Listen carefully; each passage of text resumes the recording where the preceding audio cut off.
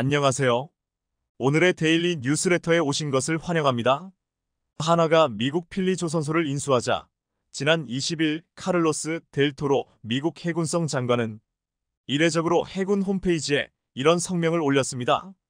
한화의 필리 조선소 인수는 우리의 새로운 해양치국의 판도를 뒤집는 중요한 사건이다. 델 토로 장관의 성명은 중국의 압도적인 군함 건조 능력을 따라잡기 위해서는 동맹과 함께 종합적 해양 세력을 구축하는 일을 더 이상 미룰 수 없다는 미 해군성 장관의 선언이나 다름없었습니다.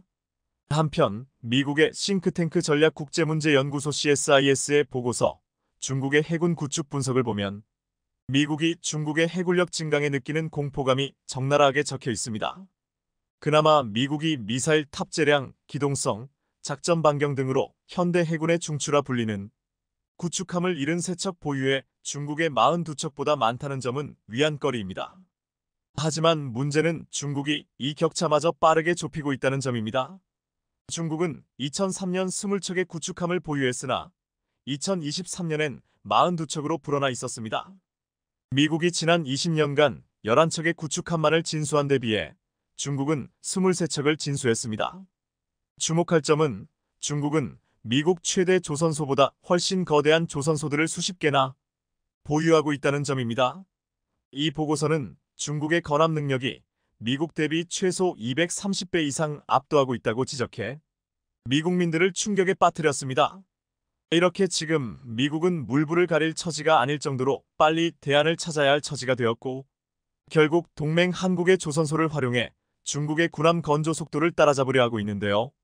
그런데 이때 미 월스트리트 저널이 한국 조선소의 잠수함 건조 능력을 취재해 보도했는데 이를 통해 한국의 잠수함 건조 능력에 미국과 중국이 깜짝 놀랐고 특히 세계 최초 잠수함 제작 자동화를 보고 입을 다물지 못했습니다.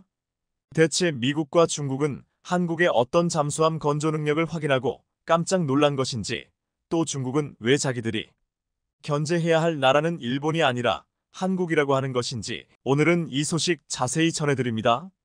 월스트리트 저널은 한국 한화조선소를 방문해 잠수함 건조에 반드시 필요한 압력 선체를 전 세계 어느 국가보다 빠르게 완성하는 한국 조선소의 역량을 보며 감탄했습니다. 특히 직경만 910m인 대형 잠수함 골조인 압력 선체를 섹션으로 개발해 핵심 장비를 넣고 조립하는 방식으로 잠수함을 생산하면서 생산 속도를 빠르게 했고 90% 이상의 잠수함 공정을 자동화로 진행하고 있다는 점을 확인하고는 입을 다물지 못했습니다. 압력 선체는 잠수함을 구성하는 기본 뼈대로 단순한 원으로 여러 개 구성되고 마지막으로 공장에서 조립해 커다란 잠수함을 완성하지만 이 압력 선체를 생산할 수 있는 기술이 있는 국가도 군사 강국에 한정되어 있습니다.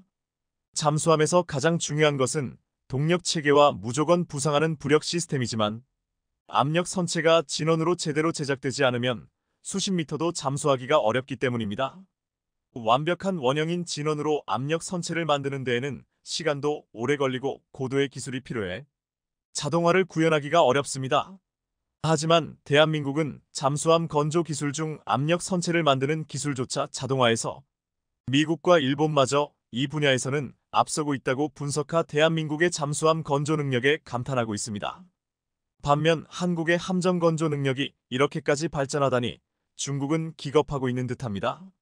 중국 관영 매체인 인민망은 한국의 호위함 건조 능력이 고속도로에 진입했다며 미 해군이 한국과 협력해 부족한 전력을 보충할까봐 우려를 표하고 나섰습니다. 이 매체는 중국과 자웅을 겨루고 있는 세계 최고 수준의 한국 조선 능력이 만일 미국과 손잡고 군함 건조에 이용될 경우 중국에 상당한 방해가 될 것으로 분석했습니다. 특히 동남아시아를 넘어 태평양으로 진출하려는 중국 해군이 미국과 손잡은 한국 해군으로 인해 견제를 받을까봐 촉각을 곤두세우는 모습입니다. 중국 매체는 일본은 2000년대 초부터 쇠락하기 시작했다. 미쓰비시와 가와사키 중공업이 일본 조선업을 독점하면서 경쟁이 일어나지 않으면서 쇠락하기 시작한 것이다.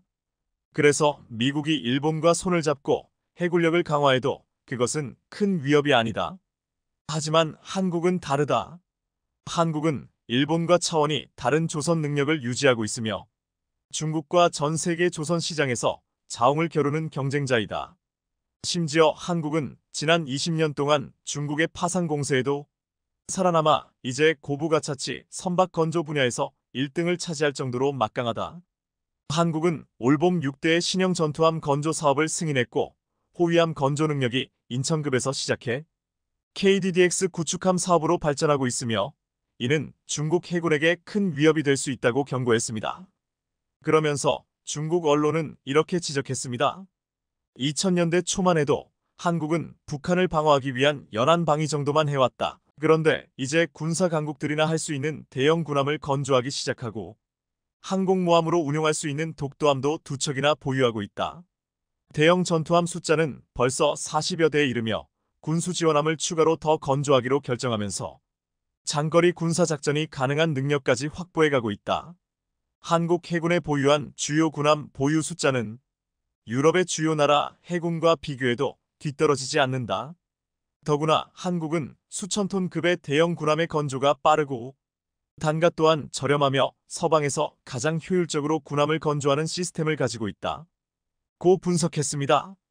한국조선업의 경쟁력에 대해 면밀히 분석한 것을 알 수 있습니다. 한국조선업의 경쟁력에 대해 면밀히 분석한 것을 알 수 있습니다. 이례적으로 한국을 추켜 세우기까지 했습니다. 실제로 태국에서 한국의 대구급 호위함은 한 척에 6천억 원 정도인데 중국을 제치고 태국 호위함 사업을 따내기도 했습니다. 중국은 실제로 필리핀이 자국 연안에서 실시한 해상훈련에서 한국에서 산 호위함으로 실제 미사일까지 발사해 원거리 표적까지 맞추자 한국산 전투함의 성능에 크게 놀라고 있는데요. 중국 매체는 최근 한국이 제작한 호위함이 사면 이상 배열 레이더를 장착하고 전투체계를 국산화했으며 통합 마스터까지 장착했다는 점을 놀라워했습니다. 그러면서 한국의 최신 호위함이 첨단 소자가 적용된 A사 레이더를 운용해서 수백 킬로미터까지 감지가 가능하고 미 해군과 네트워크 통신이 연결되어 있는데 이런 한국 해군의 군함들이 중국을 견제하는 데 참가하는 것을 경계해야 한다고 보도했습니다. 한마디로 중국의 가장 큰 우려는 중국의 파상 공세에도 고부가 가치선 건조에 있어 세계 1위를 지키고 있는 압도적인 한국의 조선사들이 미국과 손을 잡는 상황이었습니다. 전략국제문제연구소 CSIS의 보고서 중국의 해군 구축 분석을 보면 현재 중국의 군함은 234척으로 이미 미 해군을 능가하며 세계 최대 규모를 자랑하고 있습니다. 그런데 여기에는 80척에 달하는 중국 해안경비대의 소형 군함은 제외돼 있습니다. 소형 군함을 제외하고도 234척의 군함을 보유하고 있다는 이야기입니다. 세계 해전사를 살펴보면 해군 규모가 더 큰 국가가 승리한 경우가 28번 중 25번에 달합니다. 따라서 중국과의 해양 패권 경쟁에서 열세를 느낀 미국은 동맹 한국의 도움이 절실한 상황인데요. 무엇보다 미 이지스함의 한계를 뛰어넘는 한국의 차기 구축함 사업 KDDX 구축함의 첨단 성능을 보며 더욱 더 한국을 신뢰하고 있습니다. KDDX 사업은 2030년까지 스텔스 성능을 갖춘 6000T급 해군의 차세대 주력 함정인 미니 이지스함 6척을 발주하는 것인데요.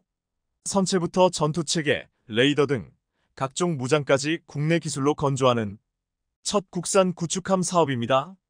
한국의 KDDX 구축함에는 미 이지스함에 있는 SPY-1D 위상배열 레이더보다도 기술적으로 한 세대 더 발전되어 있는 S밴드 A사 레이더인 근거리 탐지용 X밴드 A사 레이더가 탑재될 예정입니다.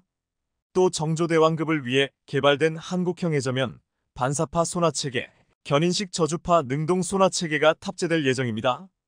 이처럼 한국 KDDX 구축함에는 국산용 레이저 및 전투체계를 사용하기 때문에 국산형 함대공 미사일을 비롯한 한국형 무기체계와의 통합이 용이합니다. 또한 만재 배수량까지 8,900톤까지 억제 전기 추진 시스템만으로도 통상 항해가 가능합니다. 그러니까 연비가 정조대왕급은 물론 이순신급보다도 우수해 운용 유지비가 대폭 감소하게 됩니다. 또한 정조대왕급 시리즈와 비교해도 현저히 적은 인원으로도 운용이 가능할 예정입니다. 이렇게 압도적인 스펙을 가진 한국형 차기 구축함 KDDX 사업을 보면서 중국은 더욱 더 한국을 견제하기 시작했는데요. 한편 7조 8천억 원 규모의 한국형 차기 구축함 KDDX 사업자 선정 방식을 놓고 수의 계약과 경쟁 입찰 중 어떤 방식으로 선정하느냐가 첨예하게 대립 중입니다. 현재 KDDX 사업은 하나오션이 개념 설계, HD 현대중공업이 기본 설계를 각각 맡았고 앞으로 상세 설계 및 초도함 건조 후속함 건조를 진행할 예정입니다. 그동안 전례를 보면 군함 건조 사업은 통상 기본 설계를 이행한 업체가 이후 단계까지 모두 맡아왔는데요. 그러나 이번에는 과거 HD 현대중공업 직원 8명이 KDDX 개념 설계 관련 군사기밀을 유출한 혐의로 유죄 판결을 받으며 선정 방식에 큰 변수가 생겼습니다. 기존 관례처럼 사업자 선정 방식을 수의 계약으로 진행할 경우 기본 설계를 맡았던 HD 현대중공업이 KDDX 사업을 가져갈 수 있지만 HD 현대중공업 직원들의 유죄 판결에 따라 경쟁 입찰로 사업자 선정 방식이 바뀌면 HD 현대중공업이 1.8점의 감점을 받기 때문에 하나오션이 상대적으로 유리하다는 분석입니다. HD 현대중공업은 그동안 관례대로 수의 계약을 해야 한다고 주장하는 반면 하나오션은 자사 군사 기밀을 HD 현대중공업 직원들이 몰래 빼내 유출의 불법을 저지른 만큼 경쟁 입찰로 해야 한다는 입장인데요. 사업자 선정 방식을 무엇으로 하느냐가 최종 수주전 승리업체를 판가름 지을 수 있어 두 회사의 입장이 첨예하게 맞서고 있습니다. KDDX 사업의 최종 수주를 결정짓는 사업자 선정 방식은 이달 말 혹은 8월 초 결정될 예정인데요. 귀추가 주목됩니다. 미국 싱크탱크 전략국제문제연구소 CSIS는 보고서 중국의 해군 구축 분석에서 이렇게 주장하고 있습니다. 중국이 해군력을 현 추세로 팽창하고 미국이 조선업 재건에 실패할 경우 중국이 미국과의 전쟁에서 승리할 확률은 높아져 갈 것이다. 미국이 지금이라도 대함 미사일들 양산과 함께 초계함과 호위함 및 무인 함정들을 늘리는 데 주력한다면 해군력 우위를 유지할 수 있을 것이다. 그러기 위해서는 한국과 같은 아태 지역 동맹들과의 협력을 통한 조선업 재건은 필수 요소다. 이런 분위기 속에서 한국이 스텔스 성능을 갖춘 6000T급 해군의 차세대 주력 함정인 미니 이지스함 6척을 발주하는 KDDX 사업을 성공적으로 완수한다면 자주포, 전차 등 지상 무기 강국에 이어 군함 건조에 있어 세계적인 강국으로 우뚝 서게 될 것입니다. 한국 정부가 우크라이나에 K600 장애물 개척 전차 코뿔소 2대를 지원할 것이다. 한국 정부는 그동안 러시아와의 관계를 고려해 살상 무기는 지원하지 않는다고 하며 방호복 등의 군수물자나 인도적인 지원을 해왔습니다. 우리 군은 지뢰 제거 장비를 비살상 무기로 분류하고 지원한다고 했지만 생각보다 큰 파급력을 생각해 검토한다고만 하고 아직까지 지원하지 않는 듯 했습니다. 하지만 김정은이 푸틴을 만나 군사협력을 강화하기로 하자 바로 장애물 개척 전차 K600 전차 2대를 지원한다고 발표했습니다. K600은 우선 살상 무기가 아니지만 지금 교착 상태에 빠진 전황에 엄청난 영향을 줄 수 있다고 보고 있습니다. 그리고 지금 K600이 우크라이나에서 상상도 못한 방법으로 사용될 것이라는 말까지 나오고 있습니다.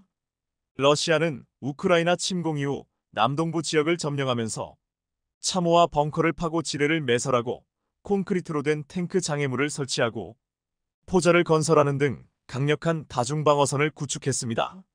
또한 방어선 앞에는 광대한 지뢰밭이 펼쳐져 있는데 1평방미터당 무려 5개의 지뢰가 깔려있는 지역도 있었습니다. 여기에 러시아군은 정밀 유도폭탄과 드론을 대거 사용해 우크라이나군의 대반격에 맞서고 있습니다. 이에 우크라이나는 서방에서 지원한 레오파드 전차와 챌린저2 전차, 수많은 장갑차를 포함한 수백억 달러 상당의 첨단 무기를 앞세워 돌파를 시도했지만 러시아의 방어선을 뚫지 못했습니다. 핀란드가 지뢰를 제거하기 위해 레오파르트 2A4 전차를 6대 개조해서 만든 레오파르트 2A를 지원했는데 이마저도 거의 손실되었습니다. 이에 지금 우크라이나 전장에서는 전차나 장갑차보다도 지뢰를 제거할 수 있는 장애물 개척 전차가 절실한 상황입니다. 이에 코뿔소라 불리는 한국산 장애물 개척 전차 K600의 지원은 가뭄의 단비 같은 존재가 되고 있습니다. 한국산은 구형 레오파드 2A4를 개조해 만든 것과는 차원이 다른 2020년 말 초도 물량이 양산되었고 올해까지 실전 배치를 완료하는 최신 장비입니다. 기동성이 뛰어나다는 K9자 주포와 마찬가지로 K1A1 차체 기반인 만큼 1200마력의 엔진을 가진 K1A1과 동일한 기동성을 자랑하고 있습니다. 또한 대지로 방어력이 우수해 대전차 지뢰를 밟아도 핵심 부위인 차체와 지뢰, 쟁거쟁기는 큰 피해를 입지 않습니다. 그런데 일각에서는 K600 전차가 러시아의 방어선의 지뢰를 제거하는 데 사용되겠지만 다른 용도로도 사용될 수 있다고 분석하고 있습니다. 전문가들은 K600에는 별도의 무기를 장착할 수 있어서 비살상 무기로 보기 어렵다는 지적을 하기도 했는데 우크라이나군이 엄청난 기동성을 발휘하는 K600을 그대로 두지 않은 것이라고 말했습니다. 지난 8월 뉴욕타임스는 우크라이나군이 미국 등 서방이 제공한 무기를 창의적으로 개조해 활용함으로써 큰 성과를 거두고 있다고 보도했습니다. 유럽 지역 미군 사령관 출신인 프레더릭 호지스는 우크라이나군의 창의적인 무기 개조는 전문가들 사이에서 맥가이버에 비유된다고 말했습니다. 지난 4월 우크라이나군이 러시아 흑해 함대의 기암 모스크바우를 격침할 때 구소련제 미사일의 사거리와 전자장치를 개조한 대함 미사일 넵튠을 사용했습니다. 호지스는 우크라이나군이 트럭으로 이동시킬 수 있도록 미사일 시스템을 효율적으로 맥가이버화했다고 말했습니다. 또한 우크라이나군은 또 미군의 레이더 파괴용 공대지 미사일 AGM-88을 구소련제 미그-29 전투기에 장착해 사용하고 있습니다. AGM-88은 순정 상태에서는 우크라이나군이 보유한 구소련제 무기들과는 호환이 안 되지만 우크라이나군은 조준 센서를 개조하는 데 성공했습니다. 뉴욕타임스는 이렇게 우크라이나의 뛰어난 무기 개조 능력은 구소련 군수산업의 중심으로 군함용 터빈, 탱크, 항공기 등을 제조했던 역사 때문이라고 했습니다. 이 때문에 K600 장애물 개척 전차가 도착하면 먼저 지뢰 제거용으로 사용할 수도 있지만 여차하면 개조해서 K9 자주포, K2 전차와 비슷한 무기로도 만들어 쓸 수 있다는 것입니다. 또한 일각에서는 미국 M1 에이브람스 전차와 함께 운용하려 할 수도 있다고 보고 있습니다. 지금 우크라이나에서는 세계 최강의 탱크라 불리는 에이브람스 전차가 도착한다며 실전 투입을 코앞에 두고 있다고 크게 반기고 있습니다. 또한 미국은 탱크를 뚫어버리는 열화우라늄탄까지 지원한다고 선포했습니다. 마치 에이브람스만 오면 러시아 방어선을 쓸어버릴 것 같은 기세지만 전문가들은 에이브람스만으로는 별다른 도움이 되지 않을 것이라고 말하고 있습니다.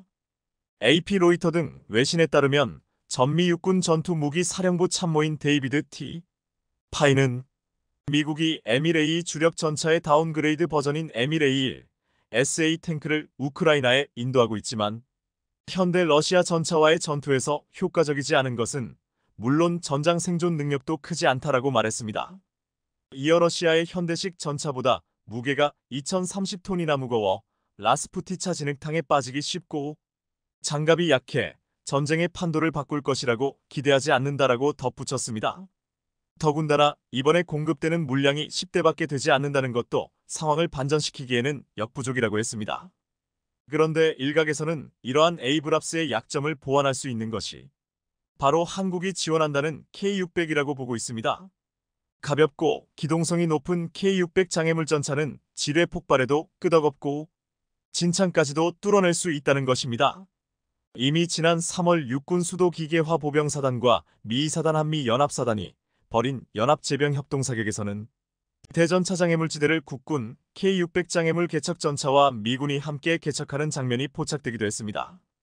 결국 우크라이나 전장에서 K600이 무겁고 방어력이 약한 M1 에이브람스를 대신해 전방을 뚫어내고 에이브람스는 이 선에서 포격을 하는 방식의 전술을 쓸 수 있을 것이라고 했습니다.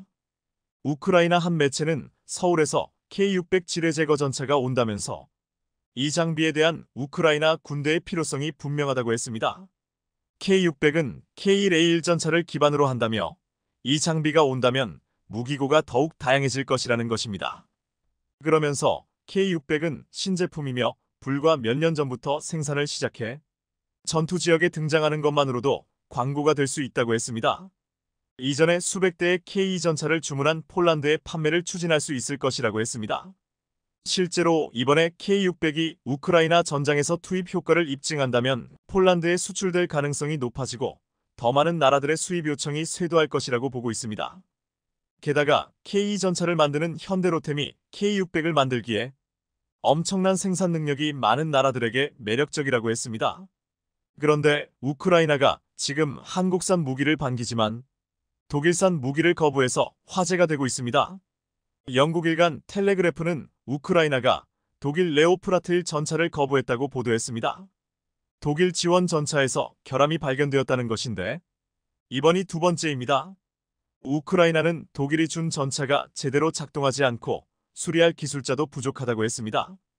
독일로서는 우크라이나군이 러시아군을 상대로 집중 반격을 펴는 시점에서 필수 무기 공급의 차질을 초래하며 체면을 구기게 되었습니다.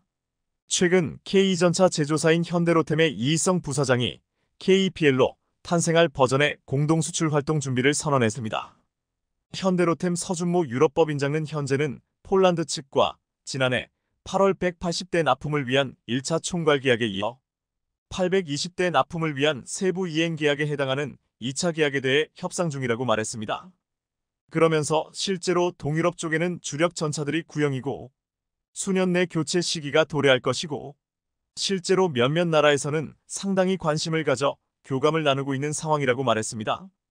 그는 디지털화된 우수한 성능과 뛰어난 기동성을 자랑하는 K 전차는 현재 세계 최고의 성능을 가진 독일 레오파르트 7 전차와 비교했을 때 전혀 뒤떨어지지 않고 오히려 우수하다는 평가를 받고 있다며 수요국의 요구사항을 잘 파악해 역량을 충족할 수 있는 제안을 해서 후속 사업도 잘 진행할 예정이라고 덧붙였습니다. 이부한 한화에어로스페이스 유럽법인장은 K9자 주포는 한 대 생산에 3개월이 걸리는데 폴란드와 비교하면 속도차가 커서 연간 생산 규모가 4배 이상 차이 난다며 만든 지가 20년이 넘었으니까 계속 라인을 최적화시킨 결과라고 말했습니다. 미국과 유럽의 전문가들과 언론들은 한국의 이 놀라운 생산력이 믿기지 않는다고 했습니다.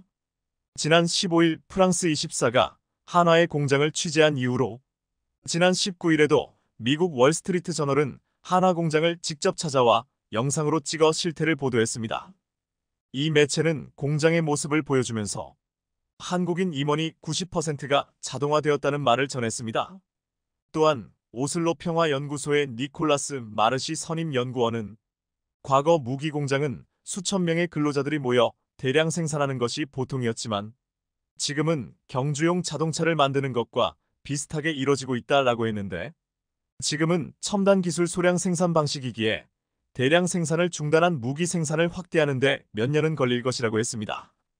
현재 유럽의 상황이 이런데 미국도 유럽의 상황과 다르지 않다고 말했습니다. 하지만 미 스팀슨 센터 재래무기 프로그램 분석가 엘리아스 유시프는 안보 환경이 급격히 변한 서방국들과 달리 한국은 안보 수요를 충족하기 위해 강력한 군수산업 네트워크를 구축해왔다고 설명했습니다. 여기에 더해 이 매체는 최동원 한화에어로스페이스 창원 공장 총괄 전무는 K9자 주포 생산 능력을 2배로 늘릴 계획이라는 말을 전했습니다. 그는 다른 나라와 달리 지속적으로 원자재와 인력을 확보하는 투자를 통해 생산 라인을 유지해왔기 때문에 가능한 일이라고 강조했습니다. 결국 당장 무기를 빠르게 대량 생산할 수 있는 나라는 한국밖에 없다는 것이었습니다. 이 영상을 본 해외 네티즌들은 이런 반응을 보였습니다. 놀라운 생산 속도 대한민국, 글로벌 강국, 선의의 힘 대한민국 감사합니다. 한국의 공장은 전혀 다른 수준이다. 이대로라면 한국은 프랑스와 독일 모두에게 굴욕을 안겨줄 것이다. 333억 3333만 3333 오는 10월 1일 국군의 날을 앞두고 펼쳐지는 기념행사에 엄청난 한국산 무기들이 등장할 것으로 예상되면서 큰 기대를 모으고 있습니다. 검군 75주년 국군의 날 기념행사가 오는 26일 서울 한복판에서 열리는데 서울 숭례문과 광화문 일대에서 시가행진이 펼쳐집니다. 여기에 고물미사일이라 불리는 현무5가 처음으로 일반에 공개되고 장거리 지대 공미사일 SAM도 실물로 대중에게 처음으로 선보일 예정입니다. 그런데 지금 이보다 가장 기대를 모으면서 보는 순간 감격스러울 것이라고 말하는 장면은 한국이 처음으로 만든 한국형 전투기 KF-21이 상공을 나는 모습을 국민들이 보는 순간입니다. KF-21은 아직 개발이 완료되지 않았지만 국군의 날 축하 비행에 등장할 예정입니다. 공군이 선보이는 공중분열에 KF-21이 선두에 선다고 했습니다. 그 뒤로 F-35A, FA-50 등 6종의 21대의 전투기가 편대 비행에 나설 것이라고 했습니다. KF-21은 그동안 우리 기술로는 절대 만들 수 없다는 비관론과 엄청난 반대에도 한국이 만들어낸 한국형 전투기로 예상과 달리 엄청난 속도로 개발되고 전 국민 앞에 공개되며 지금 전 세계의 주목까지 받고 있습니다. 지난해 7월 KF-21 시제 1호기 첫 비행 성공 이후 올해 6월 마지막 시제 6호기가 시험 비행에 성공하면서 내년 상반기로 예정됐던 양산 계약에도 청신호가 켜졌다는 평가가 나오고 있습니다. 이렇게 순조롭게 빠르게 개발되는 것을 우리 국민들은 환호하고 있지만 지금 공동개발국 인도네시아는 당황하는 모습을 감추지 못하고 있습니다. 최근 불거진 KF-21대당 가격이 F-35보다 비싸다는 지적 이후 논란이 벌어지고 있는데 이 때문에 글로벌 시장에서 가격 경쟁력을 확보하려면 개발비 확보와 더불어 수출 계약이 중요하다고 말하고 있습니다. 그러기에 인도네시아의 분담금 미납 문제가 더욱더 크게 불거지고 있는 가운데 KF-21 공동개발을 노리는 폴란드와 UAE가 미묘한 신경전을 하고 있어서 주목되고 있습니다. 먼저 지난 14일 UAE가 KF-21에 대한 직접적인 협력 의사를 담은 서한을 우리 측 국가안보실에 발송한 것이 확인되었다고 보도되었습니다. 그동안 UAE가 KF-21에 대한 관심을 지속적으로 보여온 것으로 알려졌으나 직접 우리 측에 협력을 요청한 게 확인된 것은 이번이 처음이었습니다. 알려진 바에 의하면 인도네시아가 납부하지 않은 금액을 UAE가 내면서 공동개발국이 되겠다는 것입니다. UAE는 이미 한국과의 공동개발이 얼마나 대단한지를 어떤 나라보다 잘 알고 있는 국가입니다. 2017년부터 일본이 독자 개발에 자랑하던 CE 수송기 도입을 추진하다가 기술적인 문제가 생기자 바로 한국항공우주산업과 함께 다목적 수송기 국제 공동개발 사업을 계약했습니다. 총 개발비가 수조 원, 양산비가 수십조 원인데 UAE는 개발비의 상당 부분을 투자하겠다고 말했습니다. 그만큼 한국을 믿을 만한 파트너로 여기고 있는 것입니다. 그런데 UAE가 인니를 제치고 1차 개발에서까지 분담금을 내겠다고 나오자 인니도 당황했지만 폴란드가 조급해진 모습을 보이고 있습니다. 폴란드도 지난해부터 KF-21 개발 과정을 주시하면서 도입을 검토한다고 말했는데 장기간 분담금을 체납한 인도네시아 지분을 인수하고 블록이부터는 공동개발을 하고 싶다는 의향을 공개적으로 내비쳤습니다. 그런데 지금 자신들이 하고자 하는 자리에 UAE로부터 먼저 제안이 들어왔고 그렇게 되면 폴란드가 궁극적으로 원하는 블록이 사업도 물 건너갈 가능성이 커집니다. 이미 UAE는 미국에게 F-35 주문이 쉽지 않은 상황에서 러시아의 5세대 스텔스 전투기 체크메이트에 투자해 공동개발하려 했으나 우크라이나 전쟁 장기화로 본사업 추진이 불가능해졌습니다. 이에 스텔스기 보유를 꿈꾸는 UAE는 분명 KF-21 블록이 .3까지도 함께 하려 할 것이기에 폴란드 발등에 불이 떨어진 상황이 되었습니다. 결국 UAE 소식이 나오자 바로 폴란드에서도 중요한 보도가 나왔습니다. 폴란드 군사매체 디펜스24는 부아 슈차크 국방부 장관의 말을 빌어 폴란드에 다목적 편대가 2개 더 필요합니다라는 제목으로 기사를 게재했습니다. 이번에 폴란드에서 열린 국제방위산업 전시회에 신형 군장비 계약을 묻자 부아 슈차크 국방부 장관은 다목적 항공기로 구성된 최소 2개 편대가 더 필요합니다라고 말하며 또한 어떤 종류의 비행기가 될 것인지에 대해 세부적인 작업을 진행하고 있다고 말했습니다. 현재 4개의 회사가 폴란드를 위한 추가 비행기 2개 편대, 즉 32기의 전투기에 대한 계약을 놓고 경쟁하고 있다고 말했습니다. 여기에는 유로파이터 타이푼, F-15EX, F-35A, KF-21 4개의 기종이 거론되었습니다. 그런데 타이푼은 서유럽 생산 라인의 전투기만 신속하게 배송될 수 있어 문제가 있고 F-15EX는 유럽의 설계보다 구매 비용이 더 비싸고 F-35나 F-16은 배송받는데 많은 시간이 걸린다고 했습니다. 이 매체는 KF-21 블록일은 현재 개발 중이라 제외되지만 장기적인 협력이 고려되고 있다며 의미심장한 말을 했습니다. 결국 이 말은 한국이 KF-21 블록 한 개발에 성공하고 블록2까지 만들어낸다면 이것이 가장 적합한 전투기가 될 것이라고 말하는 듯 했습니다. 즉, 이렇게 되면 32기의 KF-21을 사겠다는 말이었습니다. 하지만 이것이 실현되려면 우선 UAE와 경쟁해 인도네시아가 빠지는 공동개발국의 자리를 점하는 것이 먼저입니다. 인도네시아도 지금 UAE의 제만을 집중 보도하며 인도네시아 매체 조나자카르타는 지난 14일 UAE가 투자 비용을 즉시 지불하겠다고 통보한 것이 매우 놀랍다라고 표현했습니다. 재밌는 것은 얼마 전까지만 해도 인도네시아는 한국이 KF-21을 공동 개발하면서 핵심 기술인 AES-A 레이더 기술을 안 주는 게 문제라고 했습니다. 실제로 인도네시아 정부는 현지 언론을 통해 한국이 합의 내용과 달리 AES-A 레이더와 적외선 탑색 추적장치 IRST 등 첨단 핵심 기술 이전에 인색하다는 내용의 언론 플레이를 해왔습니다. 이들은 한국이 기술 이전 약속을 이행하지 않고 파트너인 인도네시아를 비난하기 때문에 지불이 늦어진 것이 분명하다라고 말하기도 했습니다. 하지만 당초에 공동개발에 대한 계약을 체결하면서 이 기술을 주는 내용은 없었습니다. 그럼에도 생패를 부리는 인도네시아는 지난 4일 한국이 주지 않는 AES-A 레이더를 중국에서 사서 J-20A4 레이서를 탑재한다는 보도까지 했습니다. 조나자카르타는 한국이 기술 이전 약속을 이행하지 않으면 인도네시아는 KF-21 대신 중국산 5세대 J-20의 AES-A 레이더 기술을 채택할 수 있다며 중국 카드를 꺼내들었다는 것입니다. 하지만 한국에서 UAE와 폴란드가 인도네시아를 대체하려 한다는 소식이 나오자 인도네시아가 당황하는 듯한 기사를 연이어 내놓고 있습니다.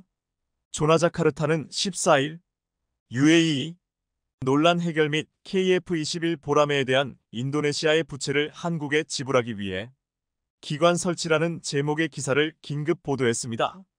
인도네시아 측 2월 30일까지 약속한 미납금 납부 계획을 통보하지 않았는데 UAE가 KF-21에 직접 협력하겠다는 서한을 보내는 것뿐만 아니라 한국에 KF-21에 미납된 분담금을 갚기 위해 기관까지 설치한다고 것입니다.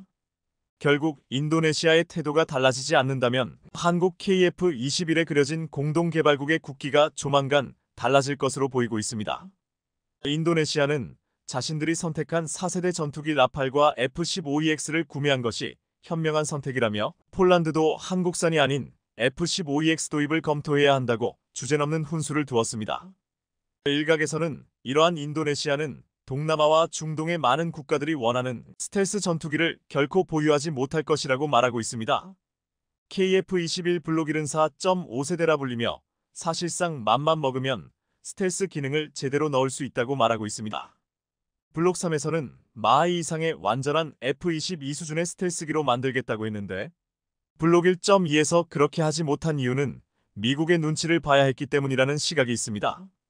KF-21에는 미국산 엔진을 쓰기 때문에 당장 미국 전투기 수출의 경쟁자가 될 수도 있어 이를 쉽게 허용할 리가 없을 것이라고 했습니다. 또한 많은 나라들에게 KF-21을 팔 때 여러 가지 이유로 엔진을 공급하는 미국이 반대하면 한국은 수출할 수 없는 상황이 됩니다. 그래서 지금 한국은 가장 빠른 시일 내에 엔진 국산화를 위해서 달리고 있습니다. 지난 2월 방사청은 1만 5천 파운드 포스 IBF급 엔진을 개발하겠다고 밝혔습니다. 국기연은 현재 방사청이 개발하고 있는 무인기용 엔진의 성능 개선 연구가 뒷받침된다면 1만 IBF급 엔진 개발도 가능하다며 1만 LBF급 엔진은 2만 500 EBF급 엔진까지 확장이 가능하고 1만 500 EBF급 엔진 개발에 성공한다면 4만 LBF급 엔진 개발도 노려볼 수 있다고 내다봤습니다. 현재 KF-21에 탑재된 F414-400K 엔진의 최대 추력은 2만 200 EBF이기에 무인기용 엔진이 먼저 성공한다면 KF-21에 달 수 있는 엔진도 우리 손으로 만들 수 있다는 것입니다. 그동안 전투기 엔진은 미국과 영국의 독점 시장으로 개발하기가 쉽지 않다고 했습니다. 고출력의 엔진 기술을 개발하는 것도 어렵지만 일각에서는 한국이 엔진 개발에 쓰는 돈과 인력이 선진국에 비할 수가 없기 때문이라고 했습니다. 하지만 이제 정부와 군, 그리고 엔진 시장에서 국산화를 이뤄낸 한국의 대기업들이 뛰어들고 있습니다. 지난 40여 년간 9,800대의 항공엔진을 생산하고 누리호 엔진을 전량 담당했던 한화에어로스페이스가 항공엔진 핵심 소재 국산화에 나섰습니다. 한화는 지금 KF-21의 심장 미국산 F414 엔진을 생산하고 있는데 이를 통해 앞으로 KF-21에 들어가는 한국산 엔진 개발까지 하겠다는 것입니다. 또한 발전용 가스터빈 국산화에 성공한 두산에너지빌리티가 사업 영역을 확장해 항공용 가스터빈 엔진에 도전하고 있습니다. 먼저 무인기 가오리에 들어갈 항공용 가스터빈 엔진이 목표인데 이것이 성공하면 유인기까지 노릴 전망입니다. 미국은 지난 2015년 한국이 KF-21을 만든다고 하자 핵심 4개 기술은 줄 수 없다고 했습니다. 미국 록히드 마틴은 한국을 무시하며 절대 하지 못할 것이라고 했지만 한국은 불과 7년 만에 이를 해냈습니다. 미국 록히드 마틴 기술자들은 한국의 KF-21 개발에 처음에는 실현이 어려운 프로그램이라고 말했다가 한국에 와서 조립 공장 현장을 보고서는 미라클이라고 했습니다.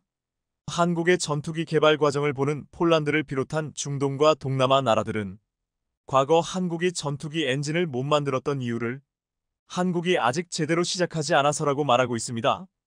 이제 한국은 전투기 엔진 개발을 시작했습니다. 지난해 우크라이나 사태로 품귀 현상을 빚은 반도체용 희귀가스 네온의 가격이 1년 6개월 만에 결국 바닥을 찍었습니다. 전량 수입에 의존하던 네온을 국내 기업이 빠르게 국산화해 생산하기 시작하면서 수급이 안정화된 영향 때문입니다.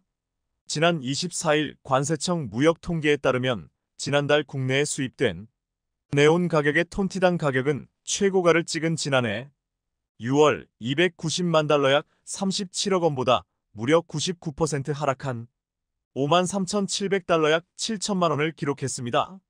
하락세를 이어오던 지난해 12월 58만 3,900만 달러와 비교하면 한 달 만에 10분의 1 수준으로 폭락했습니다. 그러자 폭리를 취하던 중국 업체들이 국내 가격보다 30% 정도 다운된 가격을 제시하면서 바짝 엎드렸지만 한국 업체들은 한국산물 사용하겠다며 대부분 거부한 것으로 알려졌습니다. 반도체 생산이 크게 줄어들면서 국내 생산과 러시아산으로 상당수 충당이 되자 중국산을 대부분 배제한 것입니다. 문제의 발단은 지난해 2월 시작된 무전쟁으로 인해 네온 수급이 어려워지자 이를 노린 중국 업체들은 가격을 수십 배나 크게 몰렸습니다. 이 기회에 한몫 잡겠다는 것이었습니다. 그런데 한국 반도체 업계가 분노한 것은 자국 업체들에게는 종전 가격으로 판매했지만 한국 반도체 기업들에게는 최고 55배 몰린 가격으로 폭리를 취한 때문입니다. 네온은 웨이퍼 반도체 먼판 위에 빛을 이용해 미세한 회로를 새기는 노광 공정에 사용되는 엑시머 레이저의 주재료입니다. 반도체 공정에서 필수 원료로 꼽히지만 지난해 하반기까지만 해도 삼성전자와 SK하이닉스 등은 러시아, 우크라이나, 중국, 미국 등에서 전량 수입에 의존했습니다. 그동안 한국은 전 세계 희귀가스 생산량의 70% 이상을 점유한 우크라이나, 러시아, 그리고 중국에서 주로 수입했지만 러시아 침공으로 인해 수급에 어려움을 겪었습니다. 이에 국내 기업들은 지난해 2분기부터 평년 대비 40배 이상 폭등한 중국산 희귀가스를 어쩔 수 없이 들여오면서 지난해 중국산 수입 비중은 전체 수입량의 8만 100%까지 늘었습니다. 그 사이 네온 가격은 지난해 6월 전년 대비 약 55배 오른 290만 달러 약 37억 7,500만 원로 최고치를 찍었습니다. 도표에서 보면 우러의 전쟁 발발 직후 2배의 가격으로 몰랐지만 3월 지나 우크라와 러시아의 공급이 크게 줄어들자 3월 대비 4월부터는 가격이 4배 이상 폭등하기 시작했는데 이것이 중국 업체들의 농간 때문입니다. 반도체 칩 생산에 반드시 필요한 가스이기 때문에 국내 삼성이나 SK 등이 당장 다른 공급망이 없다는 것을 알고 있는 중국 업체들은 이후부터 부르는 게 값이었습니다.